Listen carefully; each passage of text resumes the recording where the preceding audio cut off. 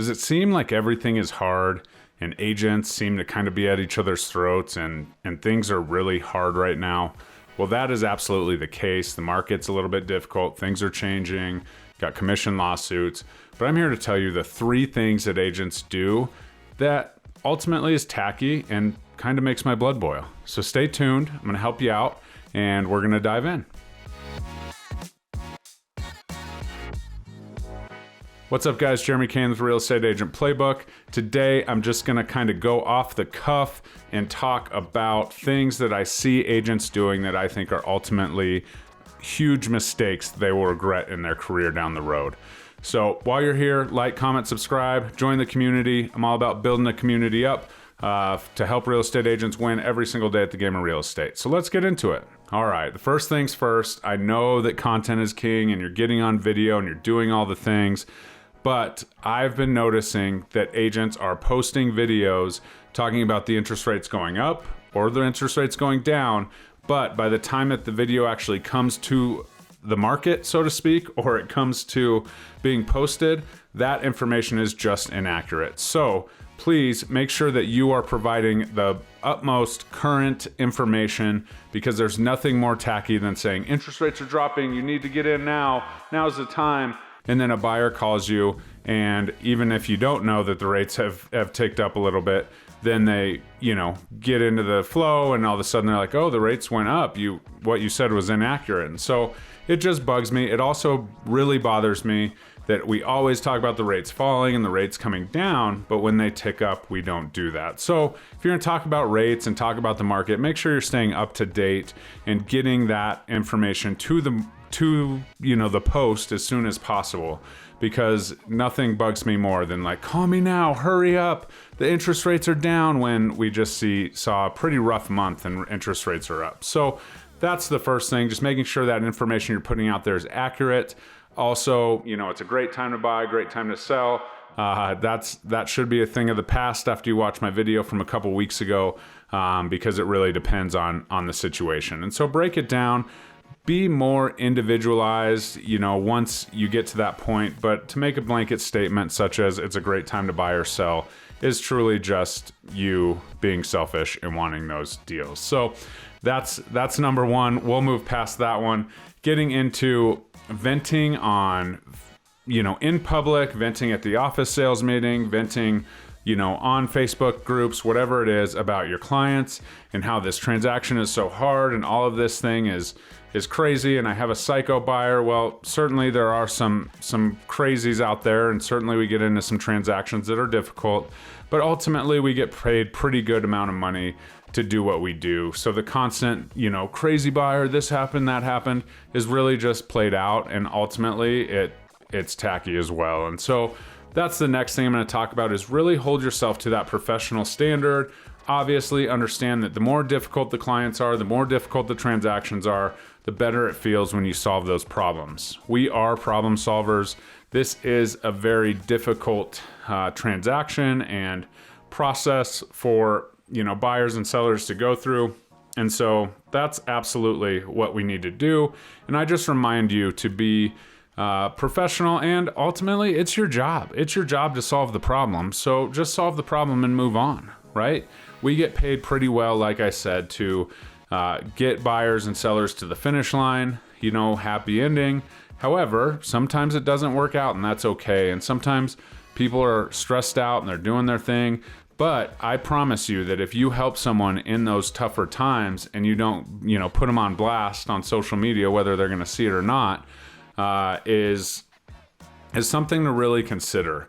And, ultimately agents and the professionalism, of agents, they could be in these Facebook groups, they could see what you're posting, and it just isn't a good look, in my opinion, to be like, oh, this agent's such a jerk on the other side, this, that, and the other thing. And, at the end of the day, we're both paid, to represent our client's best interest. And so however you go about doing that is one thing or another, and certainly you get kind of tough to work with or whatever. And, I've been guilty of this in the past, from like, oh, can I believe this agent did this or whatever.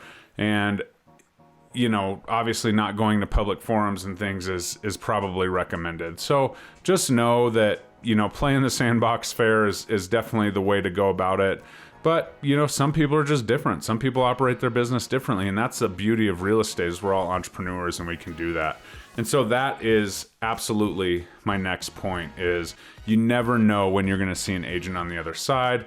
So keeping that professional relationship, understanding that every transaction is different. So, if this agent's extremely difficult to work with on this deal, they might not be extremely difficult to work with on this deal. But even if they are, you're helping your client out and you're helping them get to the finish line. So those are 3 things that I'm seeing. And I pride myself on making sure that I'm building relationships with other agents. And this goes brokerage to brokerage, right?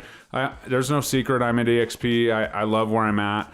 But I'm friends with people at Real, people at LPT, people at KW, and ultimately it's about building a community, especially locally, right?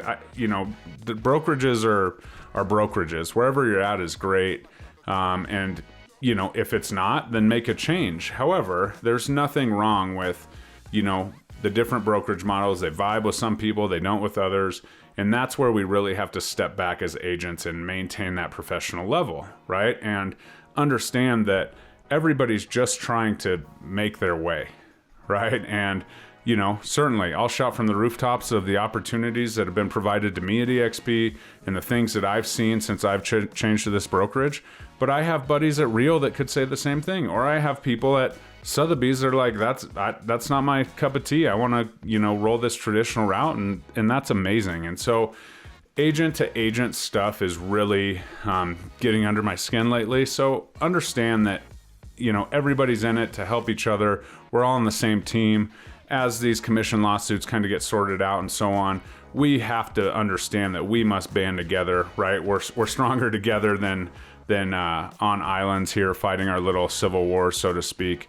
And so that's just what I want to say about that. And I approach every single relationship, every single lunch, every single opportunity to build a relationship with another agent as an opportunity for me to put my best foot forward if I have a client that's offering on their listing, right? You never know who you're going to run into. It's actually a smaller world than you think. And so that's what I do, right? I can learn so much. I can learn so much from a brand new agent. I can learn obviously a lot from a tenured agent or a broker.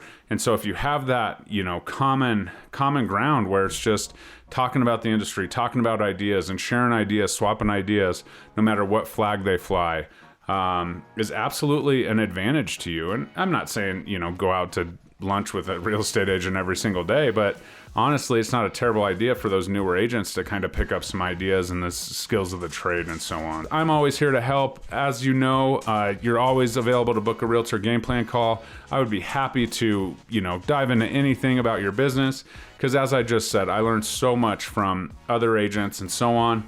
Let's stay out of the Facebook groups and let's, with our problems and, whatever. Also, in those Facebook groups, be kind to people, right? A typo here, misspelling here, whatever that may be, something that's probably not very smart. What good does it do to beat somebody up like that, right? Clearly, they either misunderstood something or, they're in a tight spot if they're going to a Facebook group. So let's just pick each other up, especially as this year goes on. And the changes happen in the industry might be a little bit stressful. So let's pick each other up as a community and move forward. So I hope that helps you guys. As a new agent, I would definitely stay away from those 3 things specifically. Just to repeat them, spreading inaccurate information on the market and all of that is key. Make sure that you're allowed and have a license to say the things you're saying. Not that I'm here to tell you what to do or not to do. But definitely don't tell somebody the rates have dropped and, they've come down so much when by the time that post, they've gone up a little bit or more. So that's number 1. Next is let's keep the venting and transaction, talk. This agent did this, my buyer, my seller. Can you believe this? Telling these stories in public forums probably isn't super ethical, in my opinion. And then finally, obviously, let's all get along and absolutely crush a game. So I hope that helps. Please reach out if you need anything. Comment below if you have any questions or concerns about this video. Share the podcast. We're over there on the podcast. So if you're on the road, definitely check out the Real Estate Agent Playbook on podcast, and we'll catch you next time. We'll see you.